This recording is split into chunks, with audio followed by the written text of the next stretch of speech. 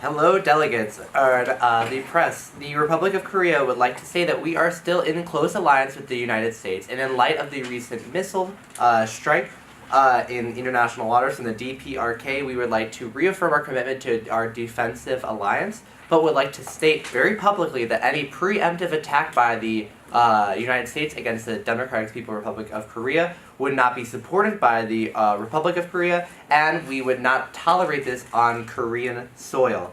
Additionally, in light of the recent President Moon's arrest for corruption, the cabinet of the cabinet of the Republic of Korea is cooperating fully with any investigation into any ministers and is still operating in the best interest of Korea. And finally, we are working currently with the ACD for a joint press conference and press release on the best course of action in the South China Sea. Any questions? The new president is the Minister of Education, correct? Yes. And does he still hold the same policies the old president had on North Korea? Yes, we are still working as a cabinet towards a peaceful dialogue with the DPRK.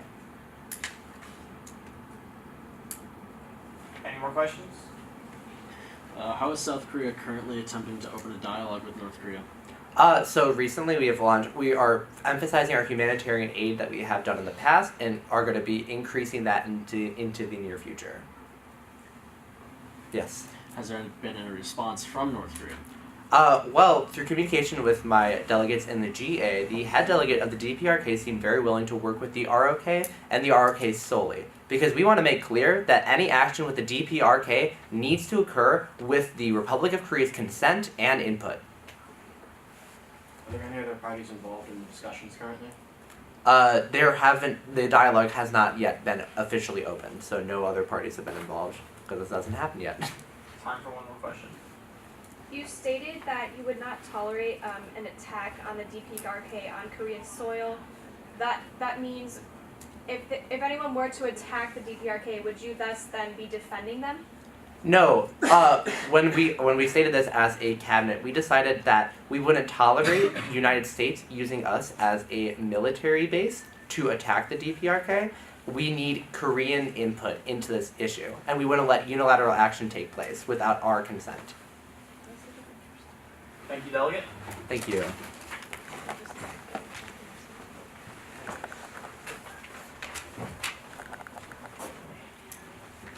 Good evening, delegates. I am your representative from the Russian Federation. The Kremlin would like to update the international community regarding her strides in domestic affairs. As of late, she's approved an initiative to invest 84 billion rubles, the equivalent of 1.2 billion US dollars, into the IT sector of the economy to stimulate the creation of jobs for the future of Russia, as well as the development of cybersecurity technologies. In addition, the Kremlin is continuing and progressing in the development of the formerly proposed anti-corruption campaign. Finally, discussions regarding investment into a joint military-civilian initiative to promote a program in which the underserved youths are offered education through the armed forces. The Kremlin remains optimistic in the success of her goals and looks forward to further cooperation abroad. Could you expand on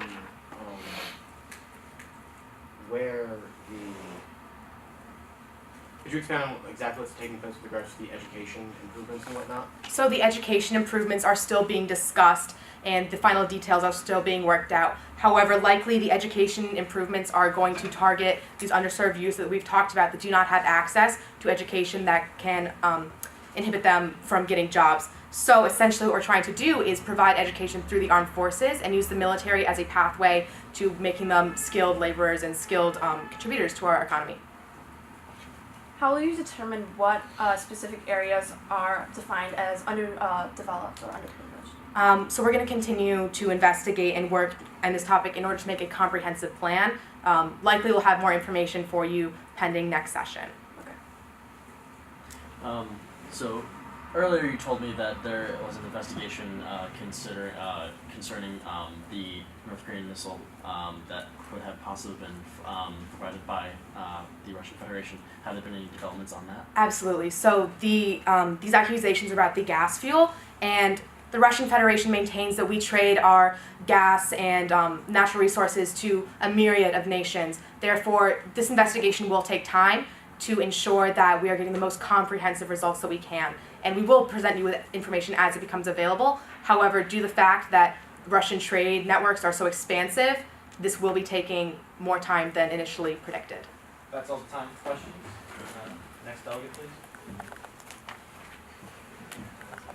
I'm from the Chinese cabinet.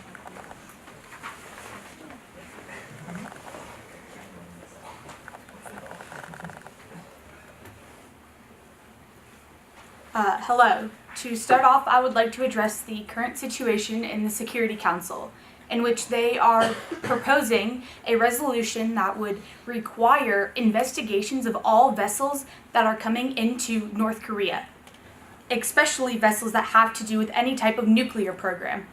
As of now, China stands on the firm ground that we would like to compromise on this resolution.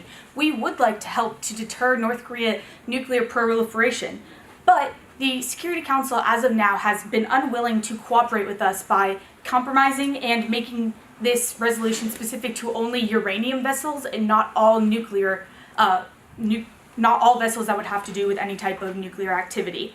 And continuing on with the U.S. motion into the South China Sea, China would once again like to condemn this and say that it is time for the U.S. to stop being able to work as a unchecked and unbalanced international police force. Thank you. Yes? Sources inside the Chinese cabinet say that China is either contemplating troop movements in response to the Korean issue, or the sale of arms to North Korea. Do you have any comment on the issue? As of now, neither of those have been brought up in the cabinet, so while I have no comment, I can positively say that we have not discussed it. Yes. If the U.S. continues to impose their presence in the South China Sea, what will China's response be?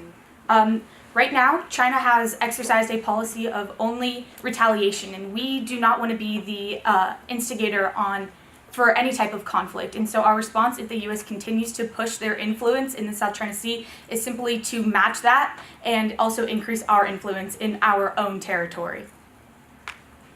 Yes? As South Korea said, they were developing like diplomacy with North Korea on their own. What would you bring as a moderator? Well, as a moderator, what we can offer is a middle ground where right now, when they are doing their own discussions and their own peace talks, they really could be contradicting each other and they might not agree. And so we can work as the mediator between them that will help them to compromise instead of just having them fight and once again reach no resolution.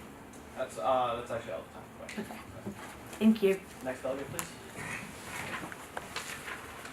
Of the United States.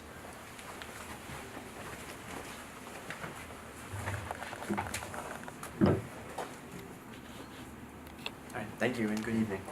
The United States will soon be sending Vice President Mike Pence to the Philippines to encourage further diplomatic relations in the light of joint Filipino and Chinese naval operations in the South China Sea. In addition to hoping to send President Pence, we'll be accompanying him with the 7th American Fleet, which will be used to ensure that Filipino sovereignty in their exclusive economic zone is respected by the nation of China, who has been seizing islands within Filipino sovereignty to build these islands for the use of oil and fishing extraction. Furthermore, the delegate of the United States would like to respond to accusations by the People's Republic of China that the U.S. has not engaged in diplomatic relations in regards to the crisis in North Korea.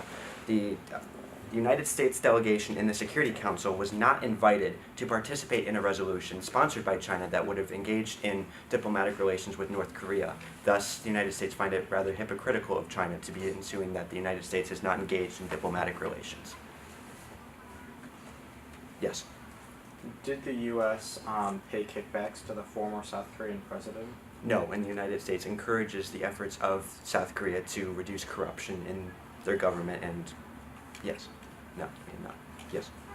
The Secretary of State on the U.S. cabinet was quoted as saying that Trump's actions and comments towards North Korea, that the cabinet viewed him as a aggressive and unbalanced man. Does the cabinet still hold these positions while trying to maintain the integrity of President Trump? The opinions that President Kim Jong-un is an unbalanced man? No, that the Secretary of State said that Trump is a unbalanced and aggressive man. The cabinet as a whole does not reflect this position at all. No. Yes. It was stated by a member of the U.S. cabinet that you believe that North Korea is a threat to the U.S. Do you have any plans to better your relations with North Korea in any way possible to remove that testy relationship? Of course, but given the immediate threat that North Korea poses to such U.S. territory such as Guam when their most recent intercontinental ballistic missile flew within 50 miles of the airspace of Guam, we see it most fit to first ensure that North Korea will not have this capacity to attack the United States before engaging with diplomatic relations with them that can be used to ensure the safety of all citizens of the world, not just those of the United States. One more question? Yes. This morning it was announced that the United States initiated DEFCON 2. Yes. How are you saying that you haven't been maintaining any communications in trying to protect Americans thus far? I didn't say that we haven't initiated any measures to protect Americans. DEFCON 2 is definitively used to protect American citizens, and the cabinet places American lives first. As of right now, DEFCON 2 is not in order because the North Korean missile test was completed. The U.S.